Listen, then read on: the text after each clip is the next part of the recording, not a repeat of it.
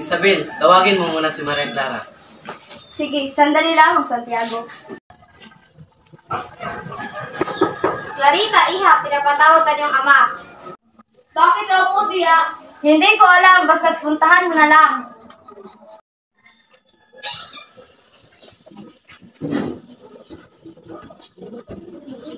Ano po ang iyong kailangan, Ama? Maupo ka muna, iya. Kaya kita pinatawag, iya, dahil gusto kong sabihin sa iyo na huwag ka munang makipagkita ni makipag-usap kay Ginoong Crisostomo Ibarra hanggat hindi pa inaalis ng mga praile sa lalaki ang pagiging ekskomunikado nito. Ngunit, Ama, wala namang kasalanan ng kasintahan kong si Crisostomo. Basta't makinig ka lang, iya, ay para rin ito sa iyong ikabubuti. Maiwan ko muna kayo.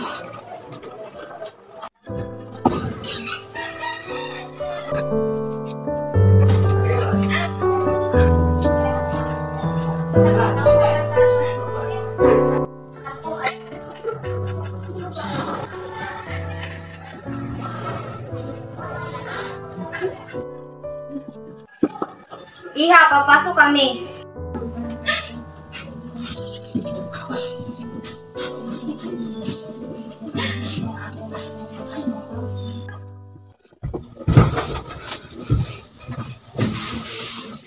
Narinig ko ang pag-usap ninyong ama.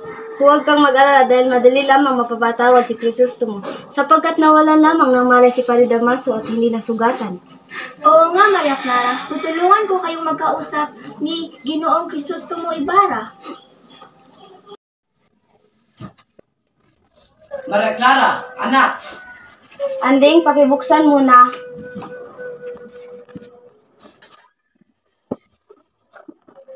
Anong mukha yan? Anong nangyari sa'yo, Santiago?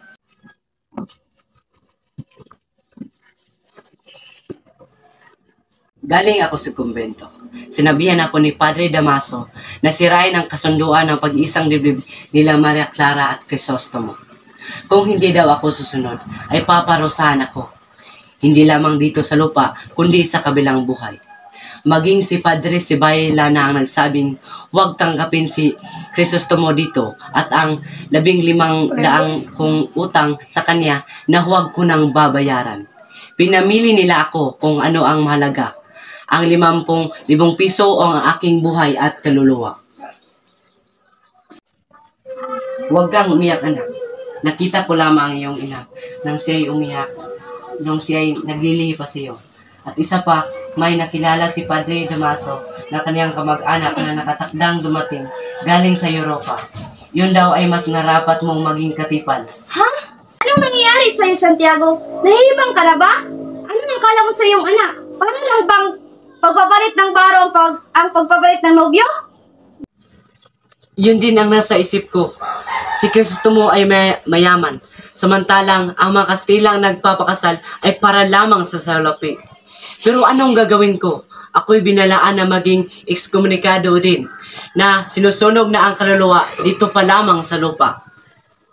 Huwag mong papahirapan ang kalooban ng iyong anak.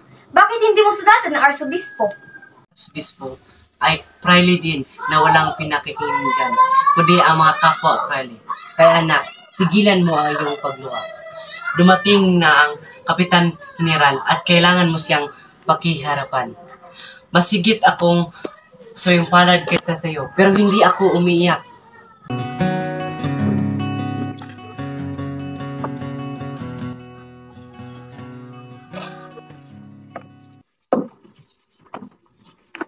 Maupo muna tayo.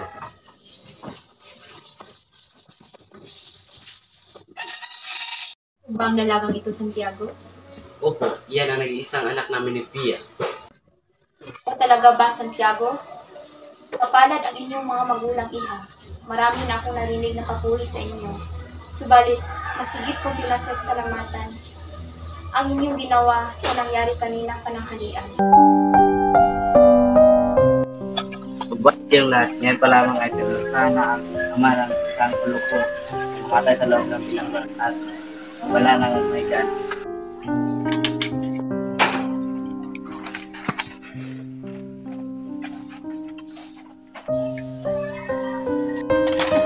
Ako naman ang pakinggan ninyo sa aking sasabihin. Pinakaiwas-iwasan ko ang taong ito. Subalit ang Diyos ang nagbigay sa akin ito para ako ang humatol. Huwag, Krisostomo! Ngunit, Hayaan mo mapatunayan ko na hindi lamang parusa ang katumbas ng katarungan, kundi gantimpala rin. nariyan na po si Ginoong Krisostomo Ibarra.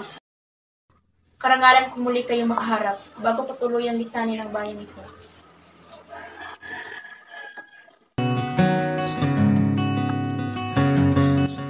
Araw po, Kapitan General. Magandang araw rin, Ginoo. Maupo muna tayo.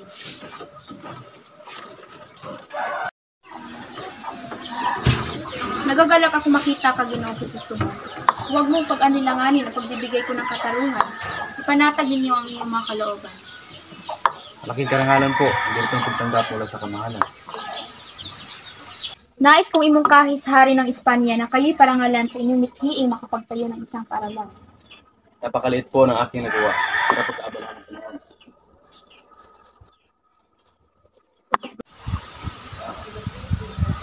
Tungkol naman sa nangyari sa inyo ni Padre Damaso, wala kayong dapat ikabahala hanggat ako ang namamahala sa Pilipinas. Kakausapin ko ang arsobispo at pakikialaman ko ang inyong pagka-ekskomunikado. Magbibigay tayo ng bahagya para sa korporasyon ng mga praile. Iyon ang sistema dito at kailangan mag-ingat tayo. Hinahangaan ko ang inyong pagpapakilala ninyo ng pagmamahal sa inyong mga magulang. Alam niyo po ba, na nakilala ko yung pamilya sa Madrid. Ito nga ako sa inyo. Sana'y humingi kayo ng sulat ng pagpapakilala. Naniniwala po ako na hindi na kailangan ng sulat o papakilala para kilalanin niyo ang kinahit Higit na nababagay sa Europa ang angkin ninyong karunungan at talino. Salamat po. Subalit higit na maligaya na namumuhay sa aking sariling lupain. Kung saan din namumuhay ang aking mga magulang. Ginagalang ko ang inyong kagustuhan.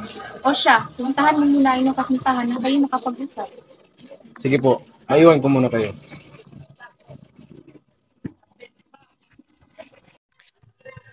Hindi dapat maulit ang pangyayari sa pananghalian.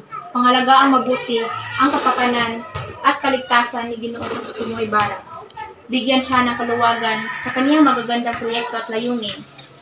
Ipaabot sa Alperes ang mga bagay na ito. si Kapitan General,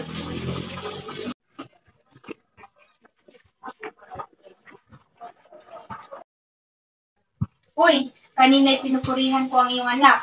Ngayon ang may binabati ko ang iyong mamalugahin. Karapat dapat siya kan Maria Clara. Kung sakaling kukulangin kayo sa padreno, sa araw ng kanilang kasal, ay napagpresenta.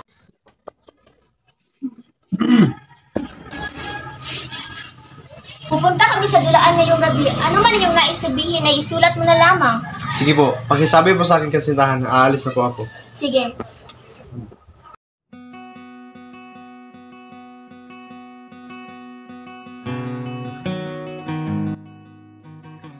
sila nakatira dito. Sobrang baho at sobrang init.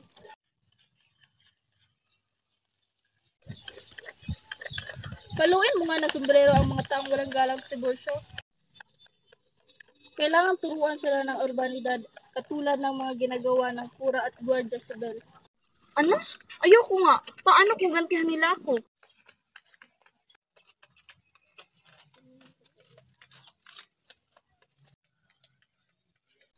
Anong tiningin-tingin mo dyan? Gusto mo ba aking gamit? Ako maingit sa basahan ng damit. Hindi mangyayari. Oo, maingit ako sa kulot ng buhok. Umuwi na tayo. Huwag mo na siyang pansinin.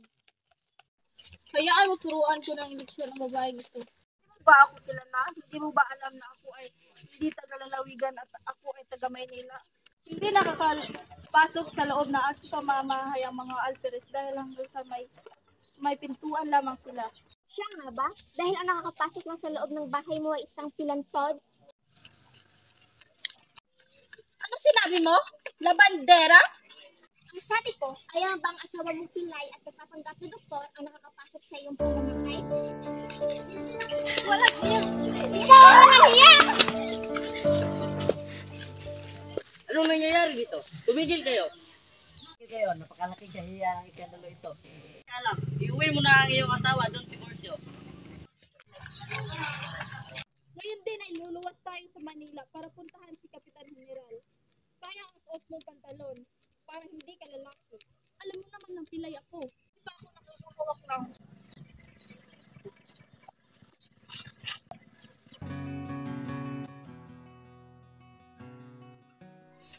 Habulin mo ng duelo ang mga Alpiris. Ngayon din. Bakit po? Gawin mo kung hindi. Ibubulat-lat ko sa lahat ang iyong mga sikreto. Kailangang hamulin ni Linares ng duelo ang mga Alpires. Kung hindi, huwag niyo siyang ipakasal kay Maria Clara. Hindi dapat mapangasawa ng iyong anak ang isang duwag. Itugmo muna ako sa isip.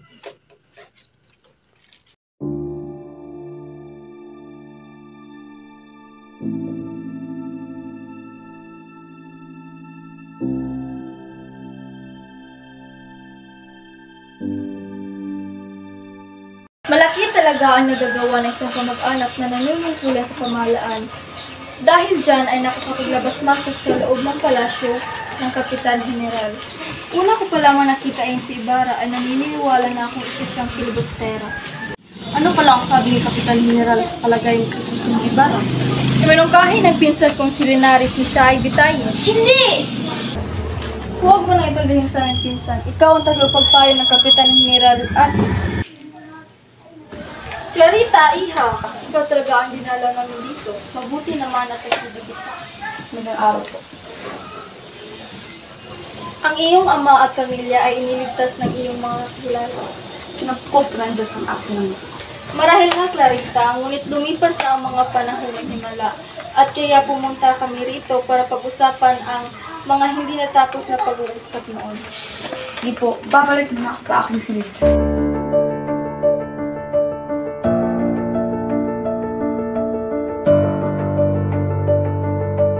Sabi mo, magdaraos tayo ng isang pesta.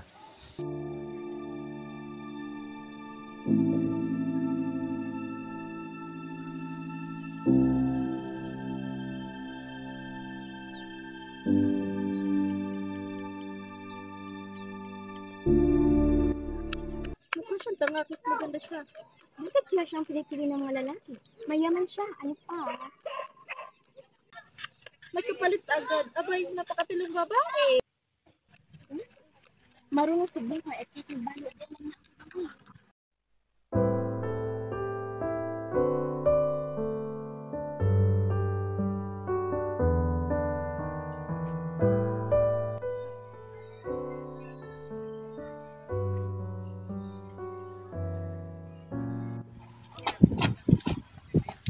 Maria Clara! Sus naman! Ako nga!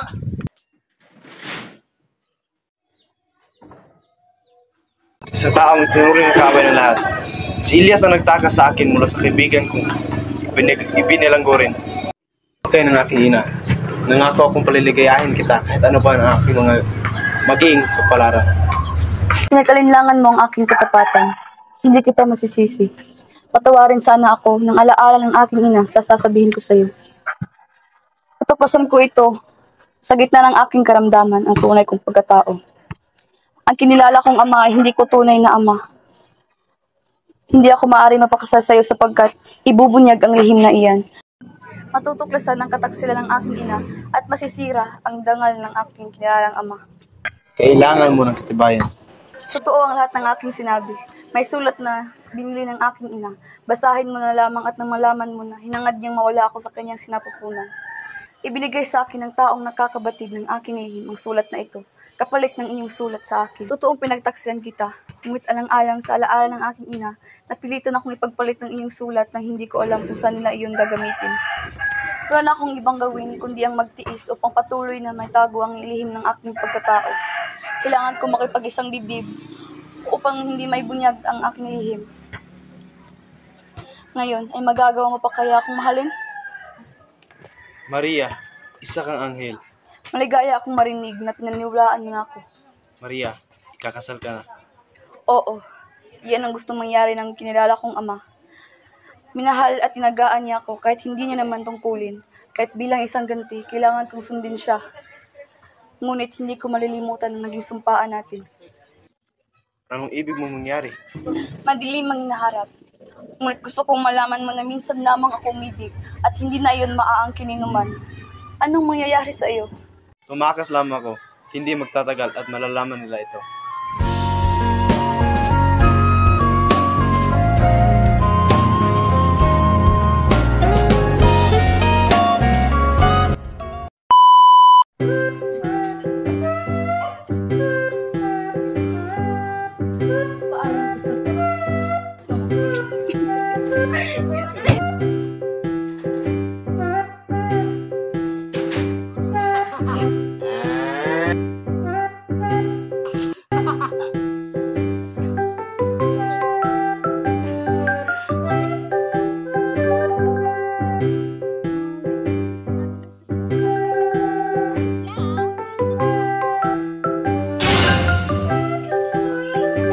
Radyo lang, yan malamang ay kinalaman ng isang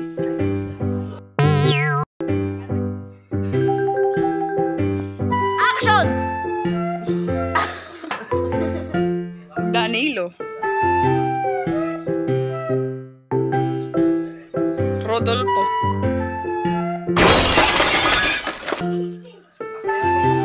Rodrigo. Ha?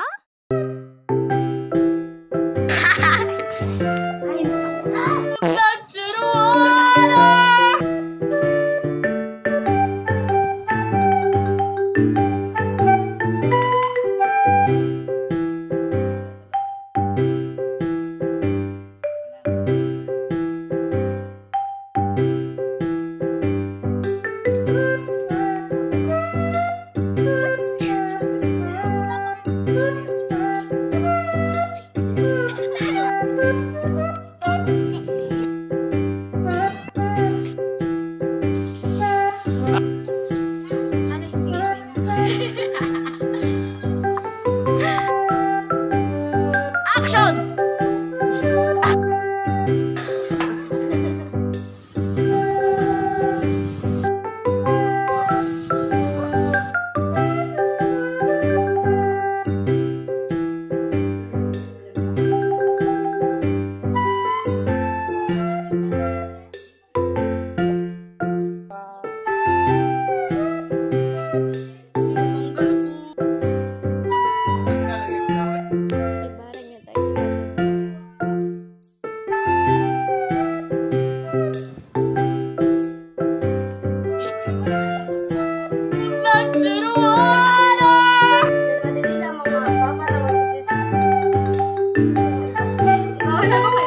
Action! Alam niyo po ba, nakilala ko yung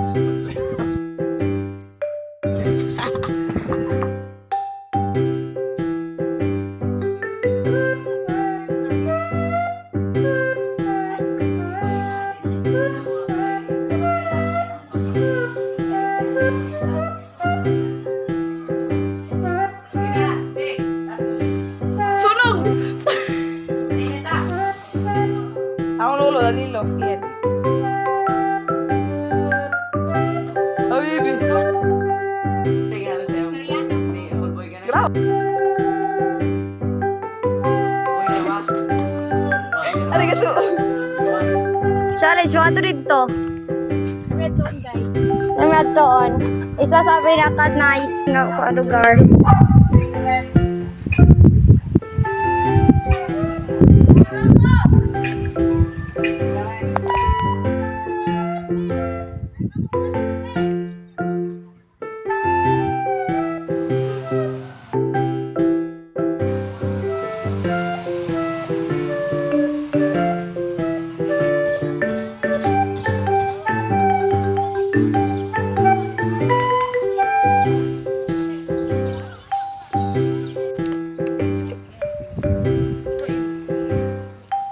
Hoy, nagunsa mo daro!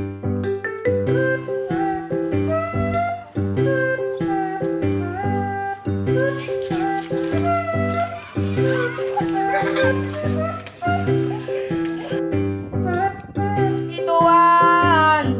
Babaks ba? 3, 2, 1, go.